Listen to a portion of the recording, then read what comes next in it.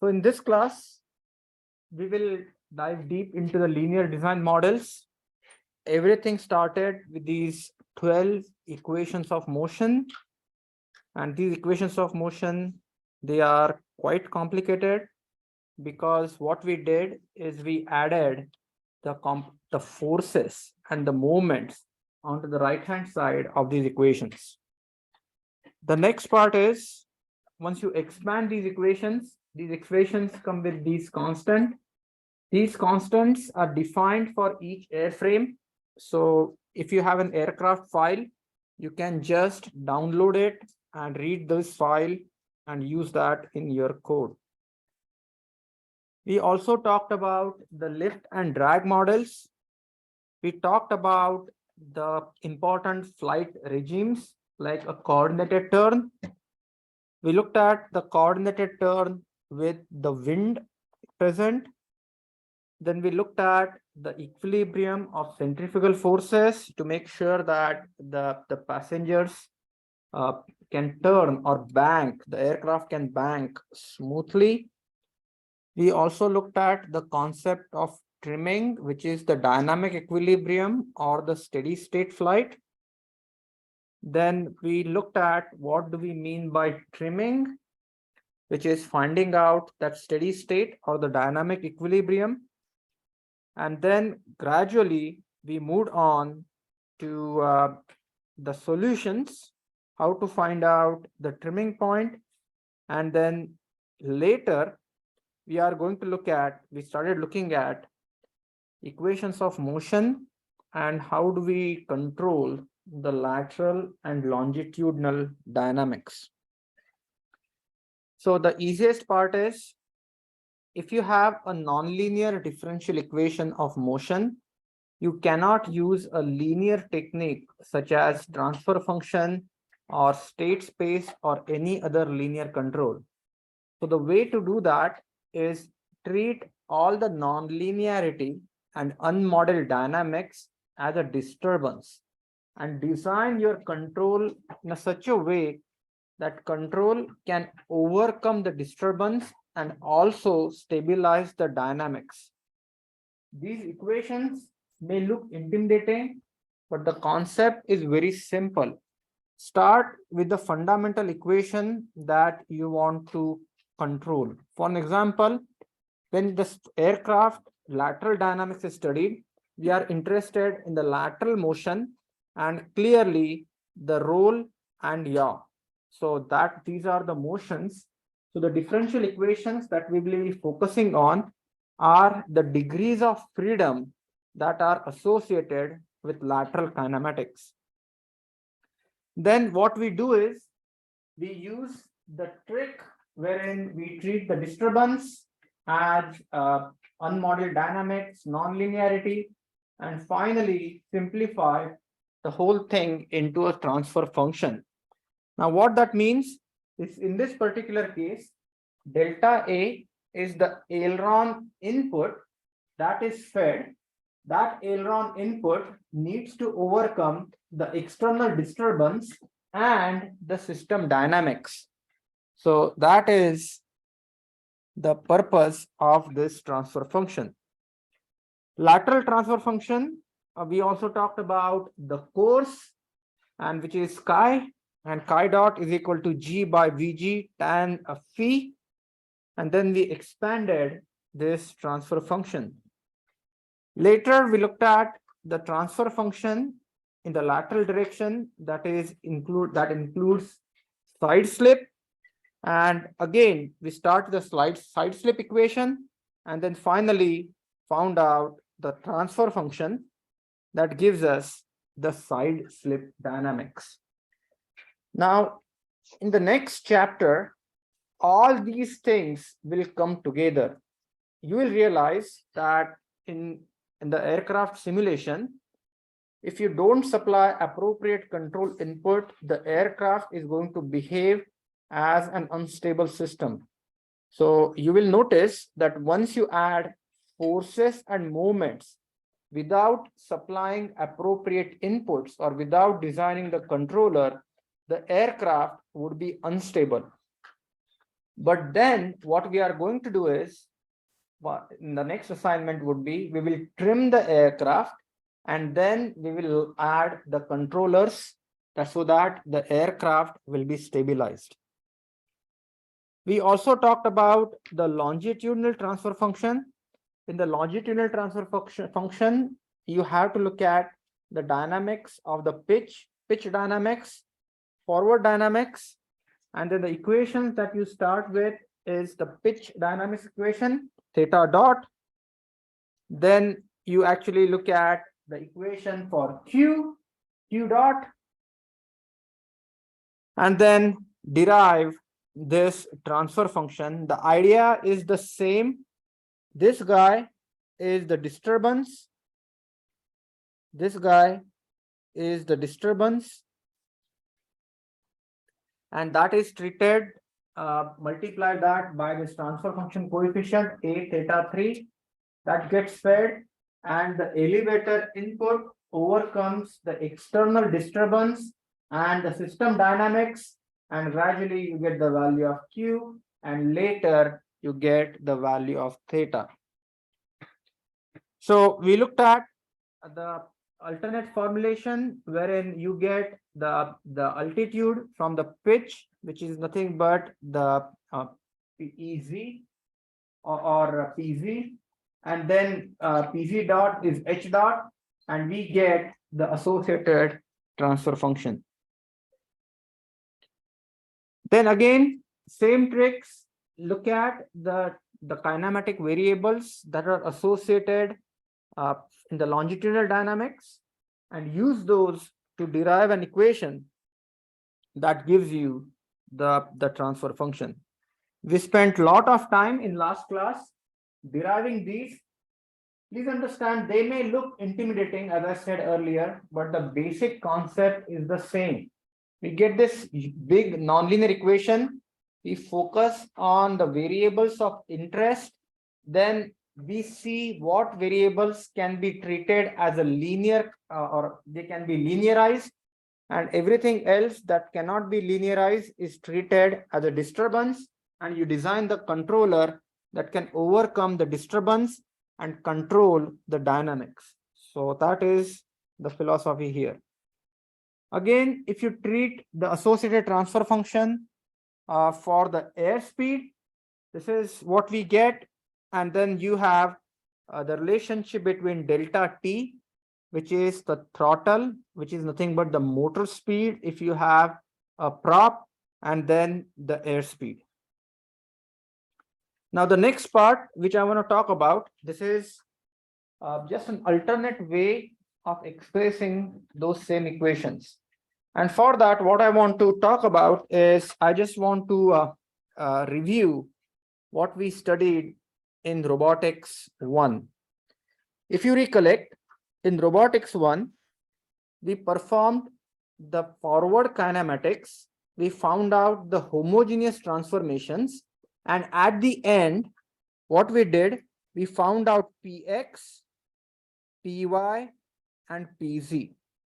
We found out Px, Py, and Pz, where Px is the position of end effector in the x direction in the inertial frame. Py is the inertial position of the end effector. When I say inertial, means with respect to the zeroth frame, which is fixed. And Pz is the position of the end effector in the z direction in the zeroth frame. And please understand, imagine if Px is just function of theta 1, Py is just function of theta 2, theta 1, and Pz is just function of theta 1. If I want to take the derivative, please understand Px dot using the UV rule is going to be df1 divided by d theta 1 multiplied by theta d theta 1 by dt. So this equation will become df1 divided by d theta multiplied by theta 1 dot. Everyone understood this? We can do the same thing for Py and Pz. So if I were to do this for Py dot is going to be df2 by d theta 1 multiplied by theta 1 dot. Are you with me? I can write these two equations, equation 1 and equation 2, in a matrix vector form, which is something like Px dot Py dot is equal to df1 by d theta 1. Then I would say df2 by d theta 2. And then I can just say that this guy can be multiplied with theta 1 dot. So I can write this something like this. Again, this does not exactly follow the rules of the matrix multiplication. So I need to be very careful. I would add a transpose here. So this is how this looks like. Now let me give you a case where Px is dependent on basically two variables, theta 1 and theta 2. In this case, if I want to find out Px dot, I need to find out partial f1 by partial theta 1 dot, because there are two independent variables, theta 1 and theta 2. Then partial f1 divided by partial theta 2 dot. And again, if I want to write this equation, if I were to do the exact same thing for Py dot, I would call it f2. So this will be df2 by partial theta 1 dot plus partial f2 partial theta 2 dot, which means if I were to write this, this will become Px dot Py dot is equal to, I would have partial f1 by theta 1 partial f1 by theta 2 partial f2 by partial theta 1 partial f2 by partial theta 2 multiplied by theta 1 dot and theta 2 dot. And this guy is called as Jacobian.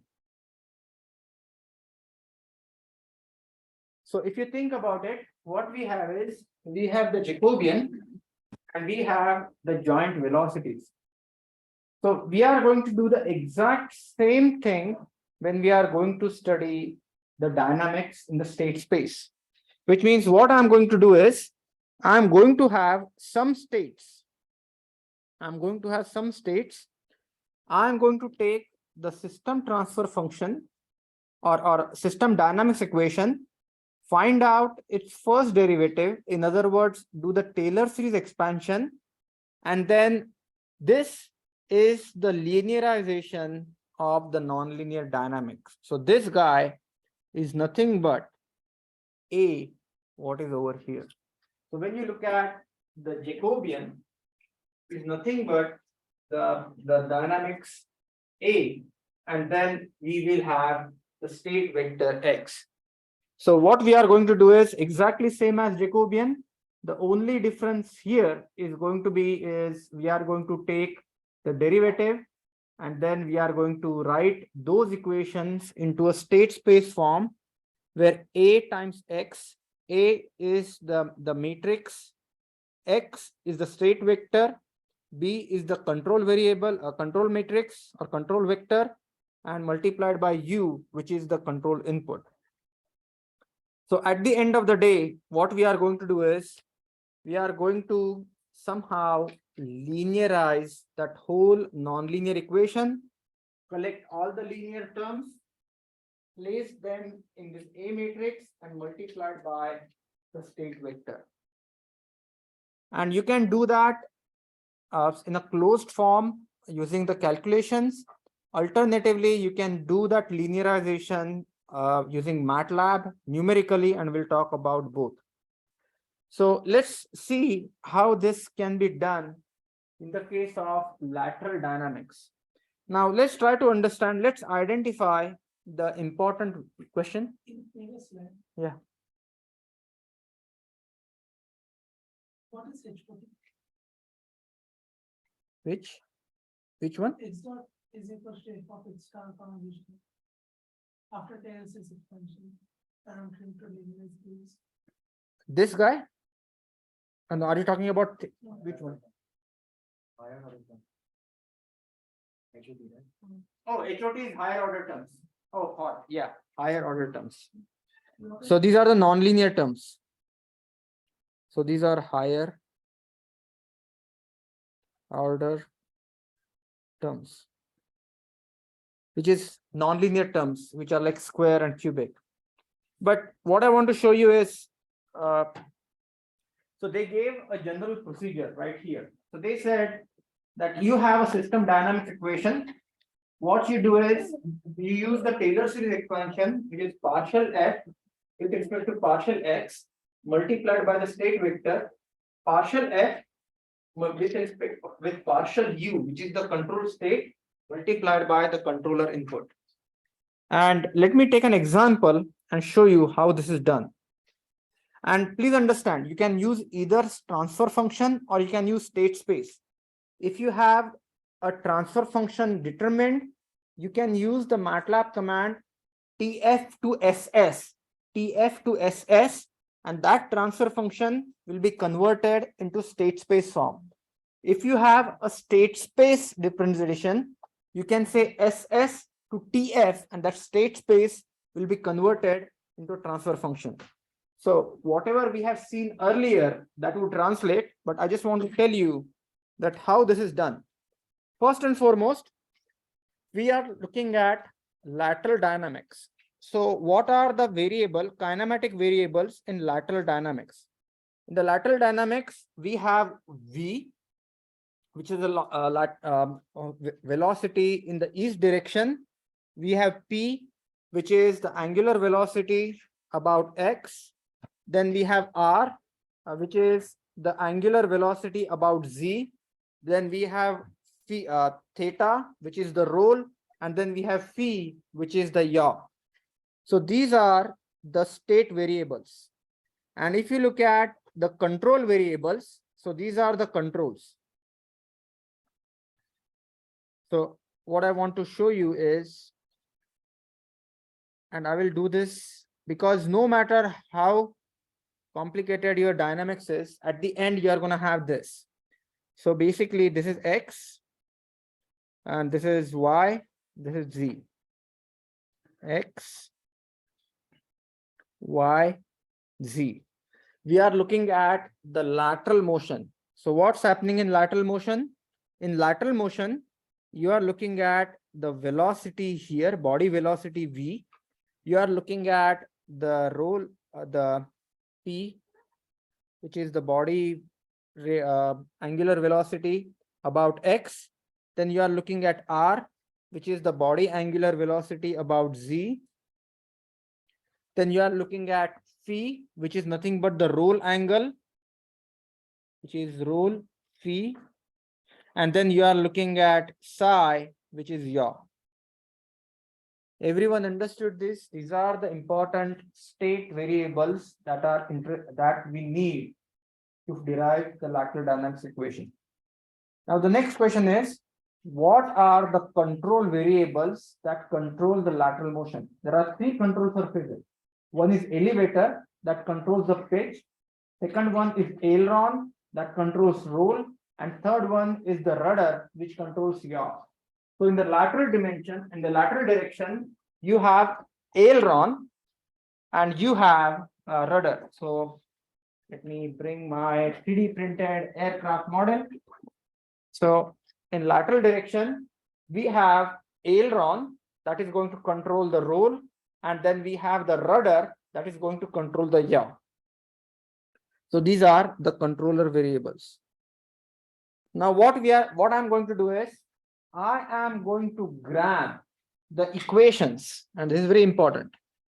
I'm going to grab the equations that involve V dot, P dot, R dot, psi dot, and phi dot.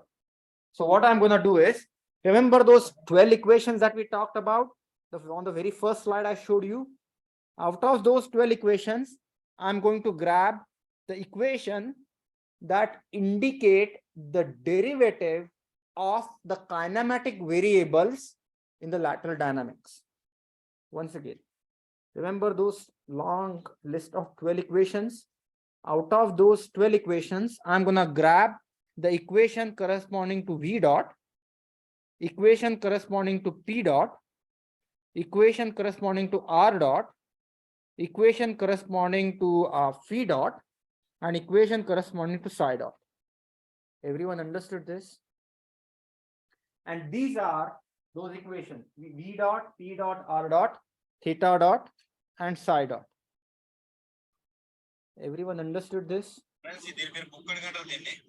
In these equations, what I need to do is I need to identify the controls.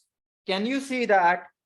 Says I have delta A and delta R. So I'm gonna identify in this equation, I have delta R, delta R, delta R, and then I have delta A, delta A, delta A.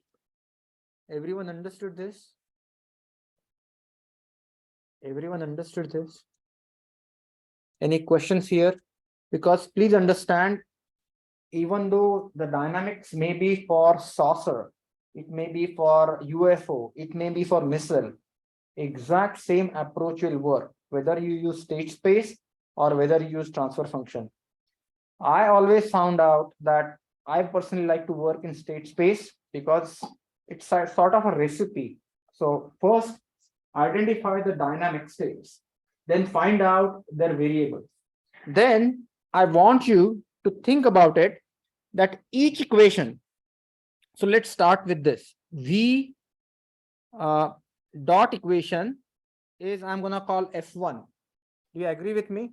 This F1 is going to have these variables. It will have V, P, R, psi, then it will have delta A and delta R. Do you agree with me? Essentially, what is happening is, in general, if you look at the equation for V dot, that includes P, it has V, P, R, psi, P, delta E and delta R. Everyone understood this? So what I'm going to do is, I'm going to write this equation something like this. Partial F1 by partial V1, V dot, V double dot, plus partial F1 by partial P, P dot, plus partial F1 by partial R, R dot, plus partial F1 by partial psi, then psi dot, and so on. Everyone understood this? So what I have done is I have equated this partial equation over here. What it means, if I were to repeat this process for equation 1, equation 2, equation 3, equation 4, and equation 5, I'm going to get a Jacobian matrix. You agree with me? I'm going to get a Jacobian matrix. And what I'm going to do with this Jacobian matrix, I'm going to write this Jacobian matrix as something like state variable, this Jacobian matrix X plus the control vector B, control matrix, and then U. And this is matrix A, and that is matrix P. So in the next phase, what you have is, check this out. you did the exact same thing what we did in robotics 1. The only issue here is right now you have lot many variables than what you had in robotics 1. Everyone understood this? But the process is exactly the same.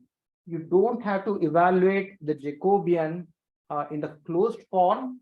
What you can do is you can evaluate the Jacobian numerically. Because please try to understand, when we are solving the flight dynamics equation, at every iteration, value of A is changing, value of B is changing, value of X is changing, and value of U is changing. So there is no point in deriving a closed form expression and then substituting the values. We can just use the difference approximation, which is nothing but change difference in the state divided by time, and that gives me the approximate value of the Jacobian. So basically, that's what is going to happen. And then once you have A lateral and B lateral, your lateral transfer function is done, your lateral dynamics is ready. And this is how the lateral dynamics is going to look like. If you were to find out those values in the explicit closed form. So as you can see, please understand what you have here is here you have all the states, derivative of the states, d by dt of states. Are you with me? Then you have this matrix A. Then you have these states. And then you have this controller matrix B, and this is the control input. Now, one thing it is important to understand that we are performing the linearization. You cannot perform the linearization at an arbitrary point. Linearization needs to be performed at an equilibrium position or a periodic solution. So this linearization is carried out in the steady state. So what is the process? You have these equations, nonlinear equations of motion. Then you find out the steady state, and then you linearize about the steady state and then get the equation. This may sound complicated, but please understand, we are just going to use MATLAB to perform this linearization. Once we have our forces and moments block integrated in our simulation, you will realize that your aircraft is going to fly and then it will become unstable. And what we are going to do is, we are going to use the MATLAB command trim. We are going to use the MATLAB command trim, and that will find the trimming condition or the steady state operating condition. And the beauty of that command is, once you do it, once you do the trimming, it will give you a linear transfer function as a numerical value that you can use for subsequent calculations. So don't think that you have to do this by hand. This, everything will be done by MATLAB. As long as you set up the problem correctly, MATLAB will perform the trimming for you. MATLAB will give you the transfer function approximation. MATLAB will give you the steady state approximation.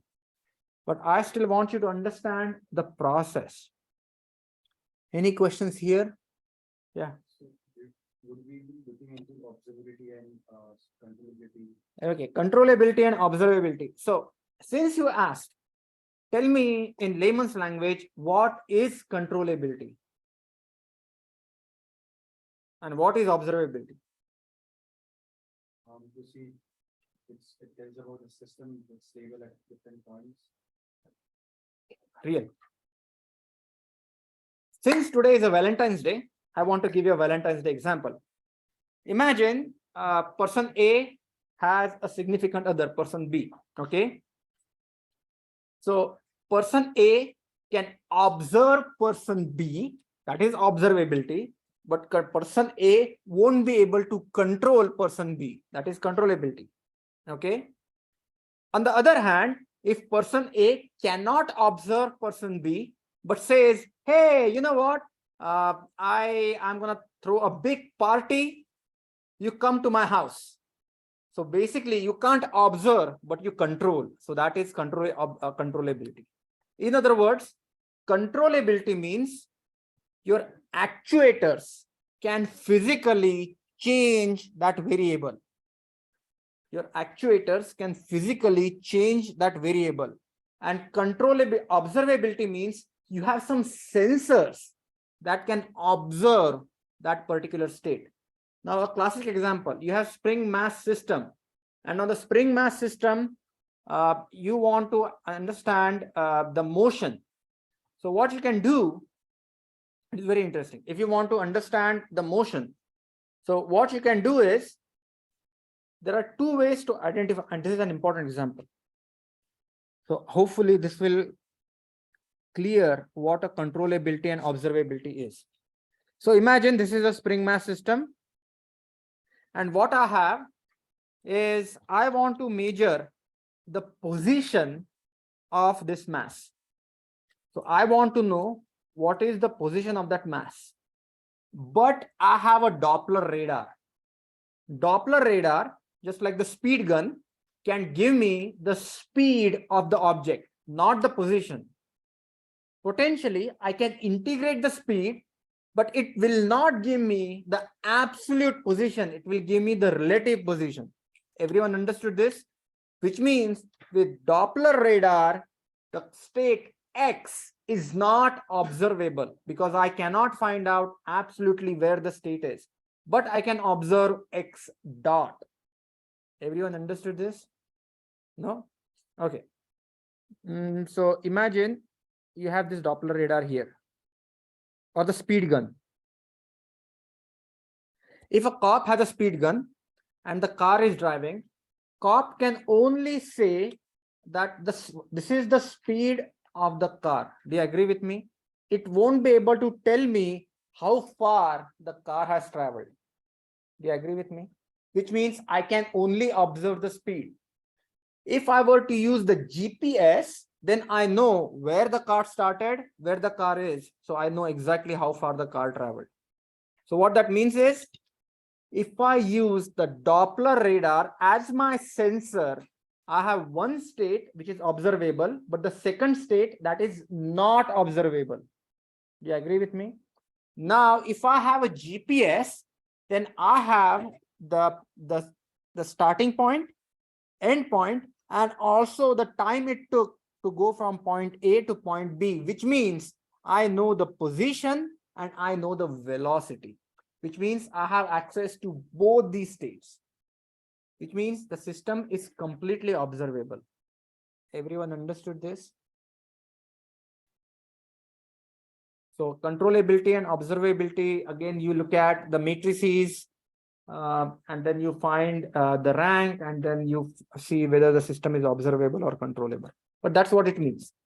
Observable means you have a sensor that can measure that state, and controllability means you have an actuator, either a motor or a linear actuator, or maybe some type of a mechanism, linkage mechanism, that can actually affect that particular state. Everyone understood this? That is what it means. So at the end, what you do is you get these lateral state space equations in this compact form, and then these equations can be used. Once again, we are not going to find these equations. We are going to use MATLAB trim command to find these equations numerically using the MATLAB functions. There is an alternate formulation which comes from the same thing, and depending upon which textbook you use, this formulation is also used. The only difference here is the velocity v is given as the component of the side slip. So VA sine beta is nothing but the lateral velocity, and then you can differentiate and you have an equation. The only difference here is, instead of this variable v, which was present in the previous set of equation, Now you have this VB. So you have your expression is going to be in form of side slip, but it doesn't matter. Any equation is fine. Now this part is the longitudinal state space equation. And please understand, this is again a very simple technique and can be used for any system. It could be a robot. It could be a robot mounted on a UAV, UGV, whatever it is. First, identify the states in the longitudinal dynamics. What are the states in the longitudinal dynamics? Clearly, I have U. Okay. Then I have W. So basically, U, V, and W. So basically, this is W. So I have U and I have W. Then I have Q, PQ. So basically, what I have is this guy, Q. And then I have theta, which is the pitch. And then I have the height, which is H. Everyone understood this? So these are the states that are affecting or that are present in the longitudinal dynamics. Everyone understood this?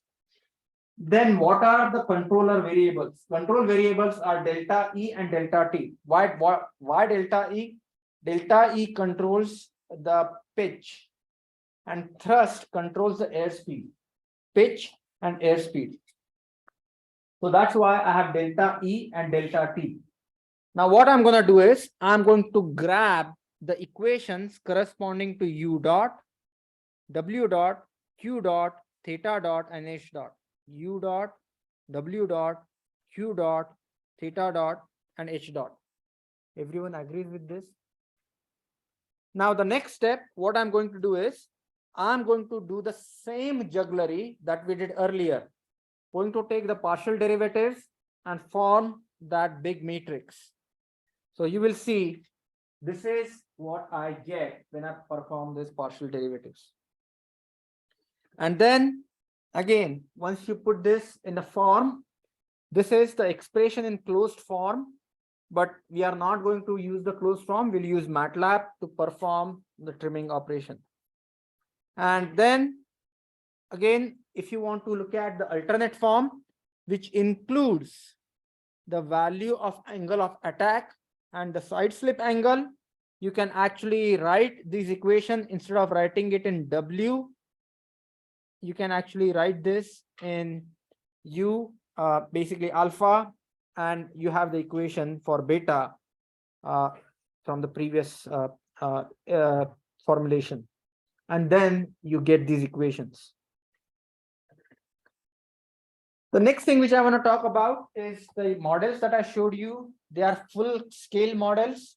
And sometimes what we do is we construct the reduced order models related to particular operating region.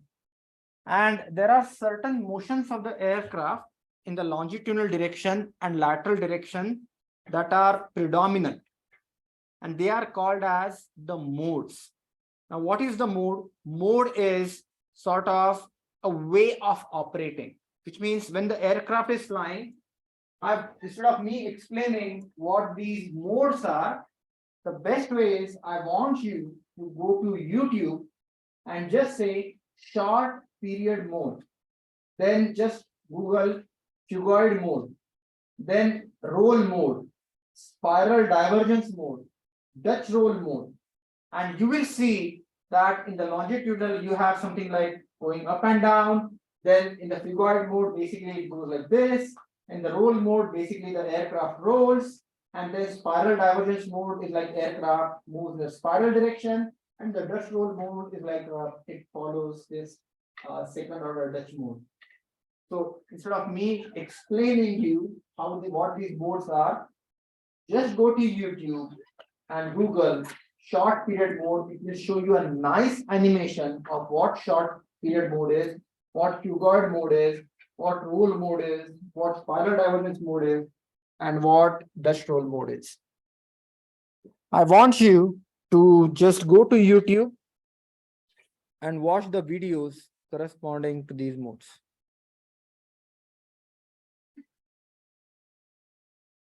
And actual aircraft can exhibit these modes. Okay. Now, this would be the next project. I haven't assigned this yet, but this is coming. In today's class, later I will show you how to do the previous forces and movement project. But once that is done, what you do is you specify a trim state, which means the airspeed is equal to 25. The angle is gamma is equal to 0 degrees, and R is equal to infinity, which means the aircraft is in level flight. And then what we will do is we will do the trimming, and then we will get the transfer function and the state space model, and then we'll find out the eigenvalues corresponding to longitudinal mode and the lateral mode. So this would be the next project, but it's extremely important for this project. You have working simulation. Now, this would be a good time to open your MATLAB code.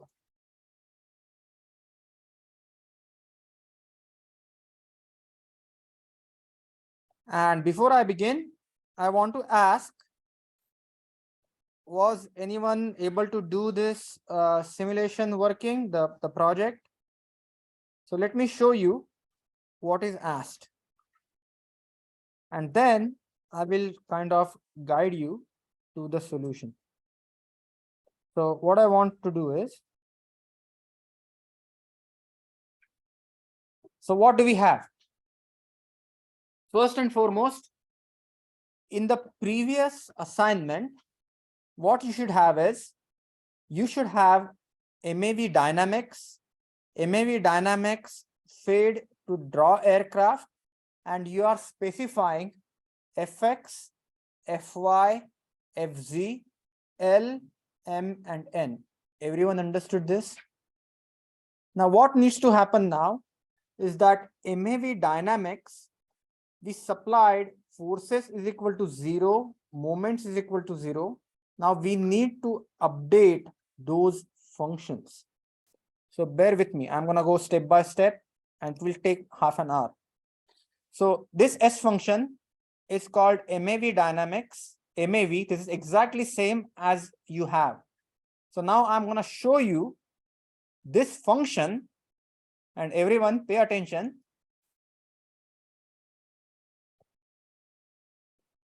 So this is the MAV dynamics function.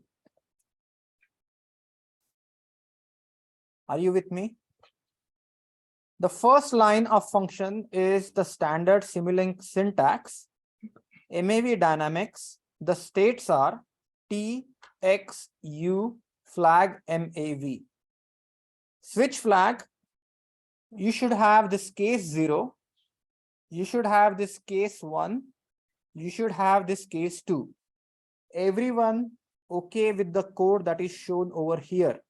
Any questions on the code? I'm going to go very, very slow because I need to explain 3 functions. Everyone okay with this code? Does anyone need any explanation? Next part of the code. Okay. Next part of the code is you need to specify the outputs.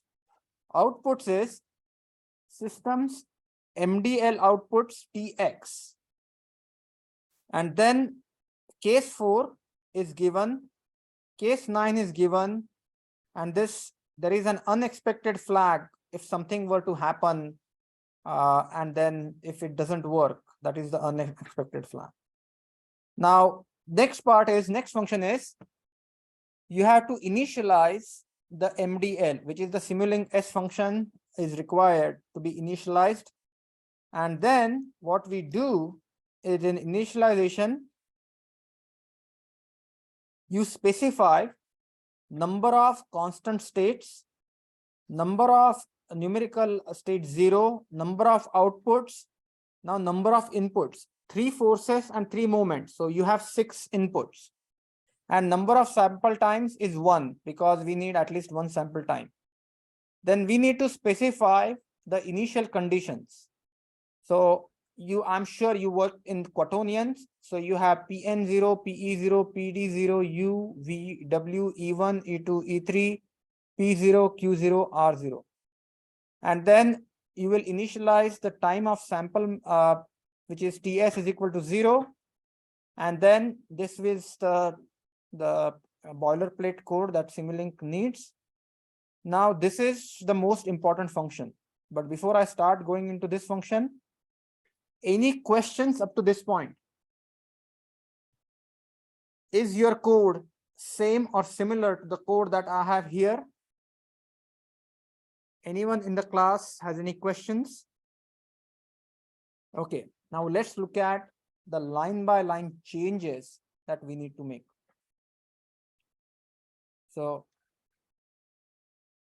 please understand, there are 13 states, X, 2, 3, 4, 5, 6, 7, 8, 9, 10, 11, 12, and 13. Why 13?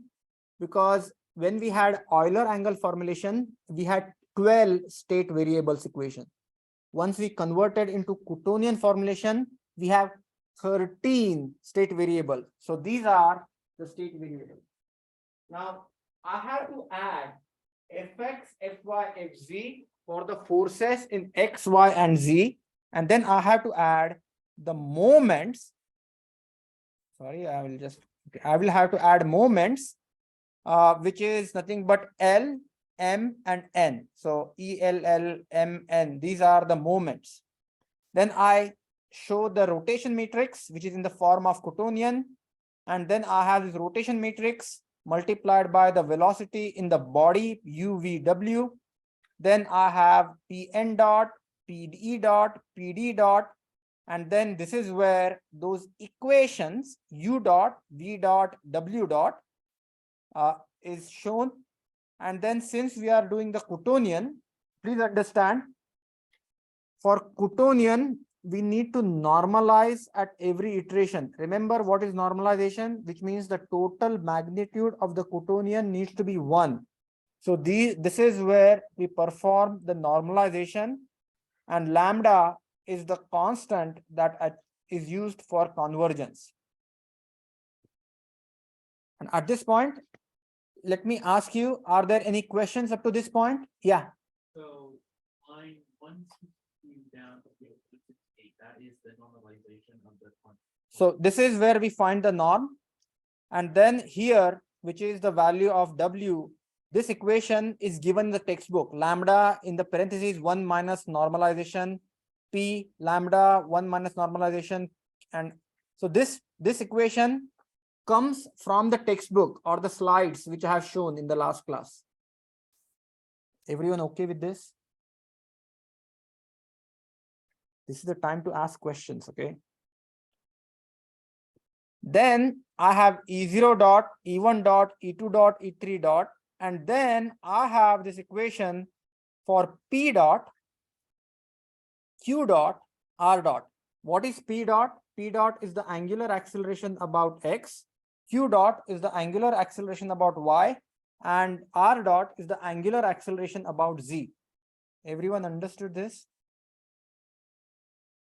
Now this is where we got the kinematics stuff done. The next part is, what we need to do is, we need to supply all these outputs. And this was the part where you have E0, E1, E2, E3, and you send this vector Y, which is nothing but Pn, Pe, Pd, UVW, phi, psi, and then PQR, phi, theta, psi, and PQR. Alternatively, what you can do is, you can use the quad to Euler function in the previous line, and you will take the Coutonian that is computed at every time instant, and then convert that Coutonian into Euler. Both implementations are good. And in the last part, in the outputs, as you can see, you can say sample time is equal to 1, update, and then finally you are going to have the termination. Everyone understood this? Okay. Now, what I want to do is, so this is going to be your MAV dynamics. Now, what has changed? Now we need to supply Fx, Fy, Fz, and L, M, and N from this block, which is forces and moments. Everyone understood this? And if you click on these forces and moments, this is how I have written the function, but it doesn't have to be written like this. You can change this. Let me go through this forces and moment function. So forces moments. So you have this forces and moments function.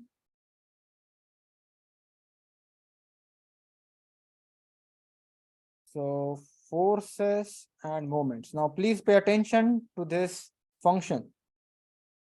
This function is forces moments. It's going to need the states X. It's not going to need the delta. It's not going to need the wind speed. And as you can see, again, it's going to take Pn, Pe, Pd, UV, W, phi theta psi, PQR, the quaternions. And please understand, it's going to take the wind terms, wind velocity north, wind velocity east, wind velocity down, gust along body x-axis, gust along body y-axis, and gust along body z-axis. Everyone understood this? So what you need to do is, you need to take the first 12 variables as shown over here from 1 to 12, append that with your control variables, which is elevator deflection, aileron deflection, rudder deflection, and thrust force. And then what we should do is, we need to have the rotation transformation that will convert the wind velocity into the body frame. So you need to have this R. Then what we need to do is, we need to find out the wind vector in the body frame. And I will upload this video so that you will have this for a reference when you run the code.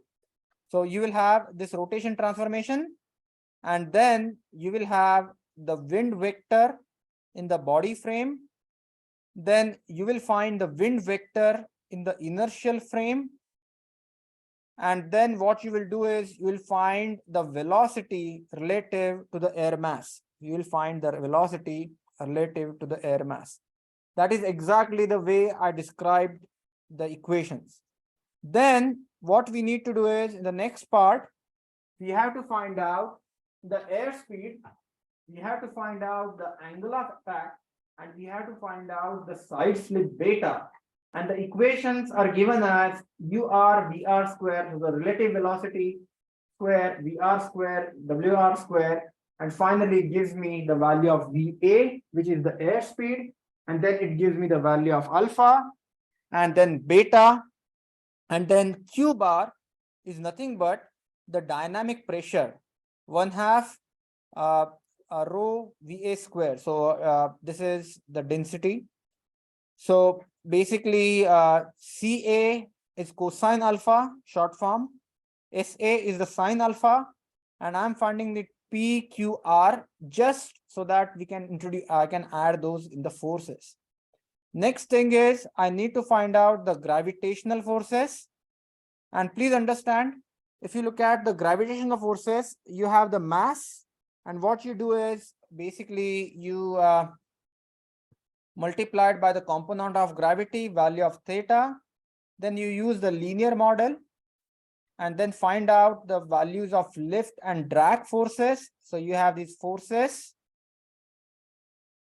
Then you have this aspect ratio, and you have this coefficient of drag. These equations are given in the textbook. These equations are discussed on the slides.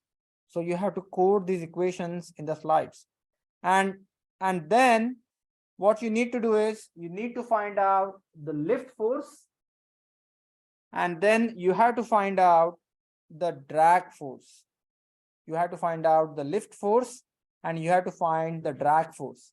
And finally, you will have to find out the total force on the airframe in the body coordinate. So there are 3 components of forces: force 1, force 3, and force 2. And force 1 and force 3 is Fx and Fz, and then you have this Fy. So that's why you will see that when you calculate the Fy, you get all these side slip angles, then you get the value of aileron, you get the rudder, and so on. So you have force in the X direction, force in the Y direction, and force in the Z direction. So force X, force Z, and force Y. Then you can find out the values of torques. So you have these values, you can find out the values of torque, which is again L, M, and N. So torque 1 is L, torque 2 is M, and the last torque is N. So you have Q bar. So basically the exact same equation that is given in the textbook and on the slides. And then that gives you forces and moments. And then you have to find out the thrust, what the thrust that aircraft is getting. And for that, what we need to do is we need to use a prop model. You can actually write that thrust equation inside this function, or just for the sake of simplicity, I created another function, which is propeller thrust and torque. So just let me show you what this is. So prop thrust and torque will get the value of VA, delta, and P. So as you can see, force 1 and the output of that function is going to be prop thrust and prop torque. So I would get force 1 and torque 1, that will give me the prop thrust and prop torque. And let me show you thrust and torque equation. This equation is nothing but the same equation given in the textbook to compute the thrust on the aircraft and torque on the aircraft. The inputs are airspeed, throttle setting, and the aircraft related parameters. So that structure is P. So that corresponds to the either Aerosonde or MAV or Zagi, whatever you are using. And the outputs are Newton, which is the thrust, torque, Newton meter, prop speed, and motor current. And then these are the coefficients that are dependent on the design: thrust model coefficient, torque model coefficient, prop diameter, air density, voltage constants, winding resistance, etc., etc. This equation is given in the textbook. So basically what you do is you just use the equation that is given in the textbook. We discuss these equations in the lesson class. You have Vmax, you have volts, and then you have this quadratic formula for A, B, C to find out the equilibrium point. Find only the positive root. And then what you do is you find out the values for thrust, torque, and current. So I'm going to leave this here for a second so that you can take a look at it. Or if you want, you can take a picture. So, and then this function end. So let me quickly scroll down. So MAV dynamics will remain as is, but you need to supply those with 3 forces and 3 moments. In the force and moments, you have force due to gravity, force due to aerodynamics, and force due to the prop. Same, you have moments. So what you need to do is you need to code those equations. And once you code those equations, you are gonna get this equation, this code. So only important part that I want you to understand is you have this wind vector. Yeah, I will show you the prop input to the prop thrust torque equation. Yeah. So this is the prop thrust and torque.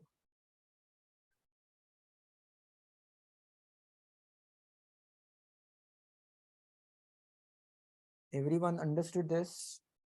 And I understand that it may look intimidating, but please try. I will explain this once again on Thursday's class, in Thursday's class. So just to make sure that everyone is able to do the assignment. So, but please bring your code and then go through it again. Everyone understood this? So on Thursday's class, please bring your at least somewhat functioning codes. And I will try to put these onto Canvas and YouTube tonight so that you can take a look at it and work. Okay, online students, any other questions? Okay, so I think yes. Okay. Now, what I want to do is, I want to go to the next part of it. And I will show you the alternate way of formulating those equations. And that is actually much simpler if you use the aerospace toolbox. Now, the input here is what you want to do is you want to supply the wind velocities. These are the constant for wind.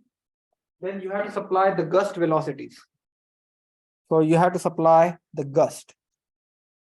So, and this is nothing but if you look at the gust, which is, this is the transfer function that you are just going to send a disturbance and you are going to have a transfer function.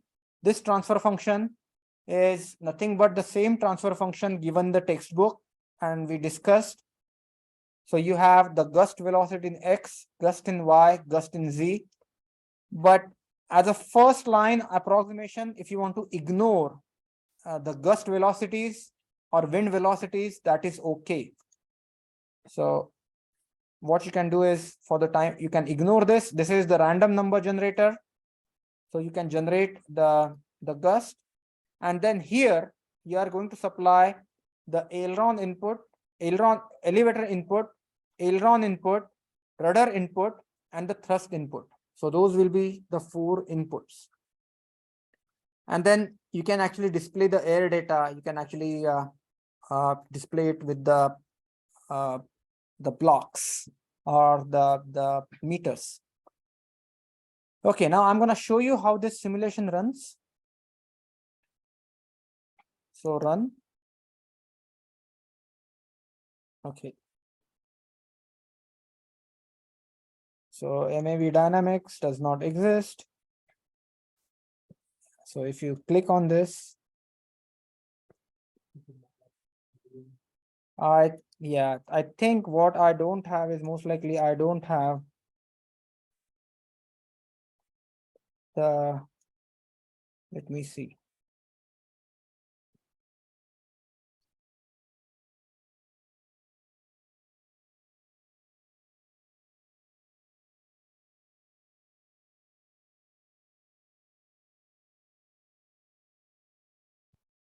So let me see here. It should throw me an error. Okay. And then what you can do is, so now you can see you have this aircraft simulation and you have all these states.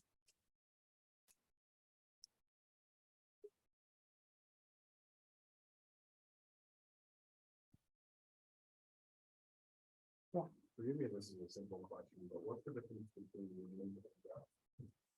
Yeah, so basically gust is the disturbance to the wind. The gust is the disturbance to the wind. So wind has a constant wind velocity, the gust is the wind. Okay. Is it over a set period of time? Well, so if you were to look at that, depending upon the Earth model, we have the equation and basically there's a wind and the gust data book that we use to find that. Okay, so this is how it would look. As you can see, the aircraft is not stable because there is no active controller input. And these are the states, P, N, H, phi, theta, psi. And then you find out as you can see, the rudder is 0, aileron is 0, elevator is 0. Only thing, there is a non-zero value of throttle, but this is how the aircraft simulation should run. Now, some of you may ask me, is there an easy way to do this? And answer to that question is, yes, there is an easy way to do this. So I'm going to show you the easy way. What you can do is, you can go to your library. You can go to the aerospace block set. And what you can do is, MAV dynamics equation block, you can use a 6 degree of freedom model instead of the MAV dynamics. But when you go to 6 degree of freedom model, you can work in the Cottonian angle. So basically, let me show you what can be done. And this is just FYI. You don't have to do it this way, but if you want to, so you have this Cottonian 6 degree of freedom, wind Cottonian, wind angles, body Euler angles. So this is body Cottonian.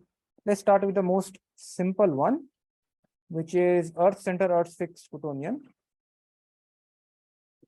You go to this model, and then what it is it's going to ask you to define the aircraft body velocity, orientation, body rotation, initial mass, and inertia matrix.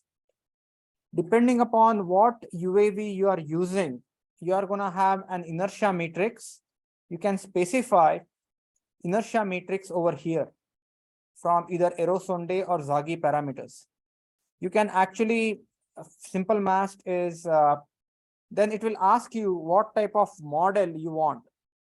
Then basically it's going to ask you what would be the names of the various states. So so please understand, once you specify appropriate inertial matrices, inertial properties, basically this is done. Then you can go back to the next block, and there is forces and moments. So basically you have propulsion. This is for turbofan. You don't have to use the turbofan. What you can do is aerodynamics. So you have aerodynamic forces and moments. So you can grab these aerodynamic forces and moments. So as you can see, they will tell you in what axis you want your aerodynamic forces and moments.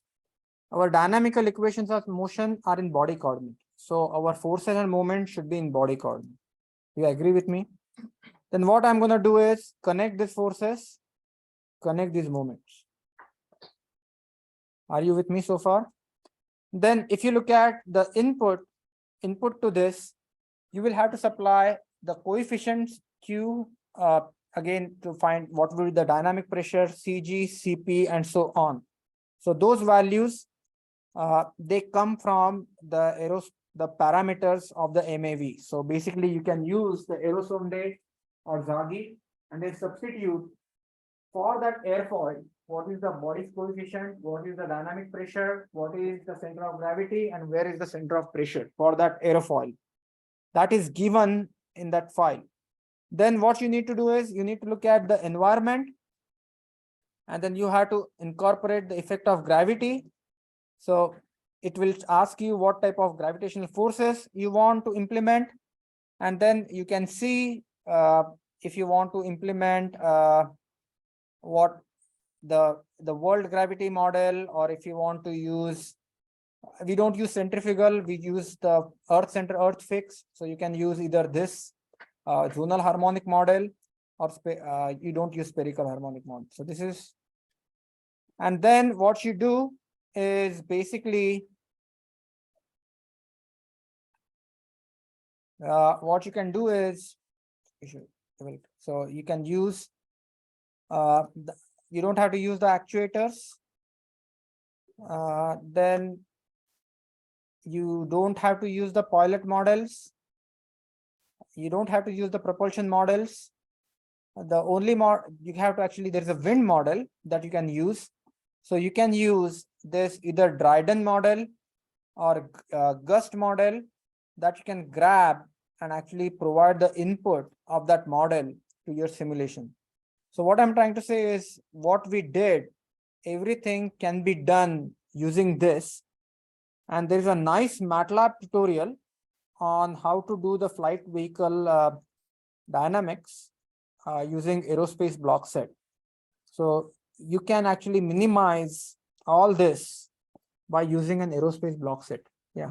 For the aerospace block set, do you have to install? You will have to install the aerospace block set, but that is available on ASU MATLAB version. So let me show you.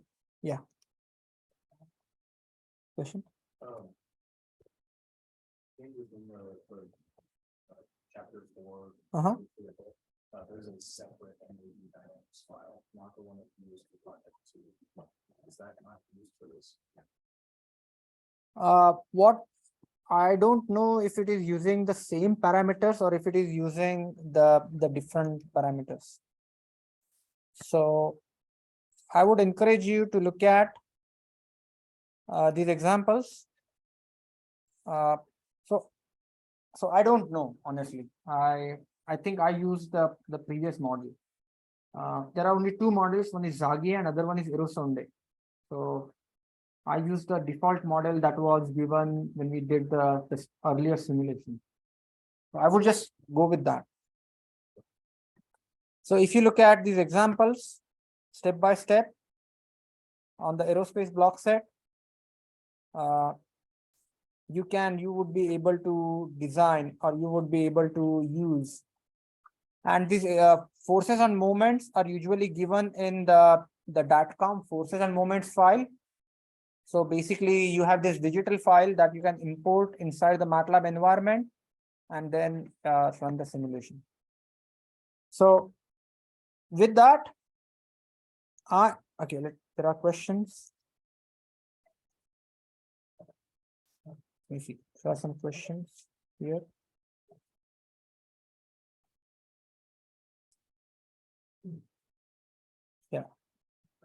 Yeah, I have no questions here.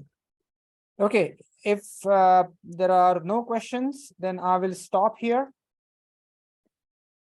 And then I know this assignment may look a little bit hard, but please work on it. I promise you, next assignment is super simple. Once you have this code working, you just have to click trimming button, it will trim, and then you have to get the output of that trim function. It will give you the linear state space model. So, and I will show you this again on Thursday if there are any questions. With that, I'm going to stop here.